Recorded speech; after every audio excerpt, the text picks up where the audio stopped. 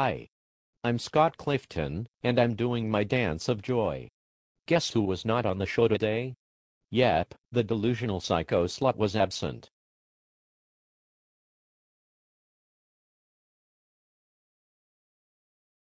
And I'm Brett Claywell, who is relieved to have a day without listening to Scott rant about her.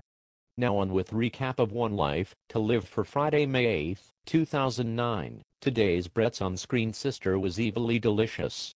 She not only got John locked up in a padded cell, but he also ended up in a straitjacket. Not to mention that the invitation she sent knocked out Blair, then Taya, then Todd. Poor Jack had to find them all passed out on the floor. My sister, the pretend psychologist, gave us all an interesting medical lesson today when she explained that the botulism stuff some people inject into their faces to get rid of wrinkles can be used to paralyze a person completely. All you have to do is touch an envelope laced with the stuff. Wow, who knew? Not I, Scott, not I. You know, Scott, it might be less fun to recap with you when you are happy. Never fear, I'm sure the reprieve from Psycho Slut Barbie will not last long. I could try to rant about someone else if you'd like. I'd like Scott. Who will you choose? How about those two ninth-grade losers I used to teach named Justin and Becca? I get Ron is going for a story here where the supposedly cool kids turn out to be the kids who are not cool, but seriously, Brett, these kids are so over the top, mean that they are nothing but caricatures of bullies. When did One Life to Live become an after-school special? That's not even the half of it. Langston and Marco, who are high school seniors and have been dating for 2 years, are planning to have their first time on prom night.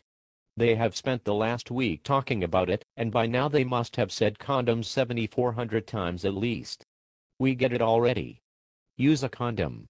Of course, this plan will not go off without a hitch, as the Latina psycho slut Barbie, or Lola, wants Marco for herself and is out to destroy him since she can't have him.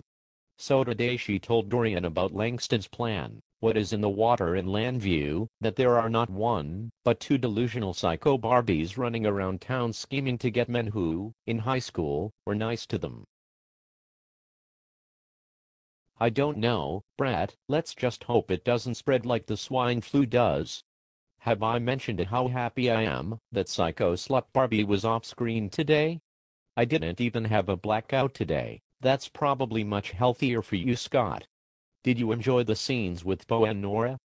I understand they were married about 10 years ago and have fans who have been waiting all that time to see them get back together. I have to say I did like them, Brett. Bob and Hillary work really well together. They even made Star and Cole far more enjoyable. Even though part of me wanted to see Bo take his gun and shoot off Cole's toes one by one, I admit that Cole's apology for causing the accident that paralyzed Matthew was nicely done.